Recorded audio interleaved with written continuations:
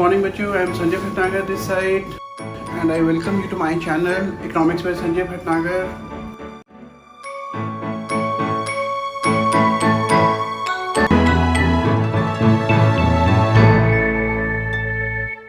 Okay बच्चों, हम country के हेल्थ इंफ्रास्ट्रक्चर को एक और तरीके से पढ़ सकते हैं रूरल अर्बन डिवाइड के बेसिस पे, कि मतलब ये रूरल सेक्टर में जो हेल्थ इंफ्रास्ट्रक्चर है उसकी क्या सिचुएशन या कंडीशन है और अर्बन एरियाज में जो हेल्थ इंफ्रास्ट्रक्चर है वो किस हाल में है। तो सबसे पहला point, approximately 70% of the population live in rural areas. हमारी पॉपुलेशन का टोटल 70% 70% लोग रूरल एरियाज में रहते हैं, लेकिन टोटल हॉस्पिटल्स में से सिर्फ 20% ही रूरल एरियाज में लोकेटेड है और टोटल डिस्पेंसरीज का सिर्फ 50% रूरल एरियाज में लोकेटेड है। अगेन आप समझ सकते हैं कि रूरल एरियाज में जो हेल्थ इंफ्रास्ट्रक्चर है उसको कितना बर्डन बेयर करना पड़ता होगा। 70% लोग सिर्फ 20% हॉस्पिटल्स पे और 50% डिस्पेंसरीज पर डिपेंडेंट है। अगला point, there are 0.36 hospital for every 1 lakh of people in rural areas। हमारी कंट्री में रूरल एरियाज में नंबर ऑफ हॉस्पिटल्स इतने कम हैं कि 0.36 हॉस्पिटल मतलब एक हॉस्पिटल फॉर 3 लाख पीपल। अगर हम इसको ऐसे करके कैलकुलेट करें तो अप्रॉक्सीमेटली एक हॉस्पिटल 3 लाख लोगों के लिए है, जो ऑब्वियसली खराब सिचुएशन बताता है। और अर्बन एरियाज में it is 3.6 hospitals for every 1 lakh of people in urban areas. थोड़ा सा सिचुएशन रूरल एरियाज के मुकाबले में बेटर मानी जाएगी कि अप्रॉक्सीमेटली 3.6 मतलब 4 hospital for every 1 lakh, 1 lakh लोगों के लिए अराउंड 4 हॉस्पिटल अर्बन एरियाज में लोकेटेड है। अगला point, PSCs located in rural areas do not have basic infrastructural facilities. भाई हमारी कंट्री में जितने भी PSCs हैं जो रूरल एरियाज में लोकेटेड है, वहाँ पे बेसिक इंफ्रास्ट्रक्चरल फैसिलिटीज़ नहीं है।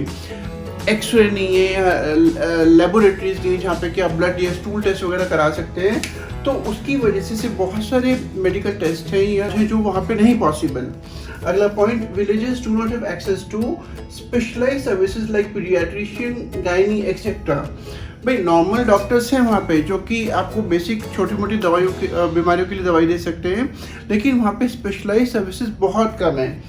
पीडियाट्रिशियंस बच्चों के डॉक्टर या गायनी लेडीज़ का फीमेल डॉक्टर, इस तरह की सर्विसेज रूरल एरियाज़ में आज भी या तो बहुत कम अवेलेबल है या बिल्कुल भी अवेलेबल नहीं है, जिसकी वजह से लोगों को अर्बन एरियाज की तरफ मूव करना पड़ता है इन सर्विसेज को अवेल करने के लिए, अपने पेशेंट्स को दिखाने के लिए। ओके बच्चों, अगला पॉइंट, हमारी कंट्री में अप्रॉक्सीमेटली 380 मेडिकल कॉलेजेस हैं जो हर साल कम से कम 44,000 मेडिकल ग्रेजुएट्स को प्रोड्यूस करते हैं। लेकिन उसके बाद भी क्योंकि हमारी कंट्री बहुत बड़ी है, पॉपुलेशन बहुत ज़्यादा है, हमारी कंट्रीज़ में डॉक्टर्स की शॉर्टेज रहती है, स्पेशली रूरल एरियाज़ में।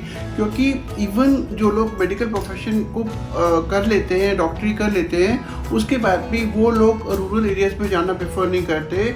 और उनमें से बहुत सारे ऐसे लोग हैं जो यहाँ पे प्रॉपर ट्रेनिंग लेकर यहाँ प्रॉपर डॉक्टर बन के दूसरी कंट्रीज़ में मूव करते हैं, क्योंकि उनको वहाँ पे बेटर इनकम अपॉर्चुनिटीज़ दिखाई देती हैं।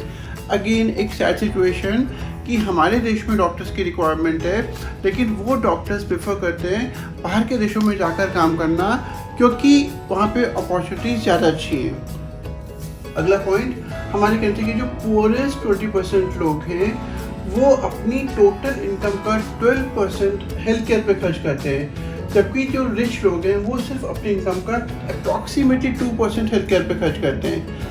Again a very sad situation.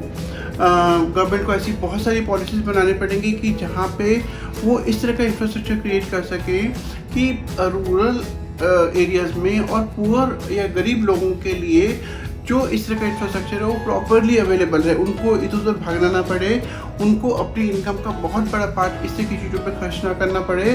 क्योंकि जब रूरल एरियाज़ है और स्पेशली अर्बन एरियाज़ है जहाँ पे कि लोगों को लोन लेके अपने रिलेटिव्स का ट्रीटमेंट कराना पड़ता है, उनके लिए सिचुएशन और ख़राब हो जाती है, उनको लोन लेना पड़ता है, इंटरेस्ट पे करना पड़ता है, एंड अल्टीमेटली कहीं ना कहीं वो एक बहुत डेट ट्रैप में फंसते चले जाते हैं। A very sad situation, and government को यहाँ पे स्टेप्स उठाने पड़ेंगे।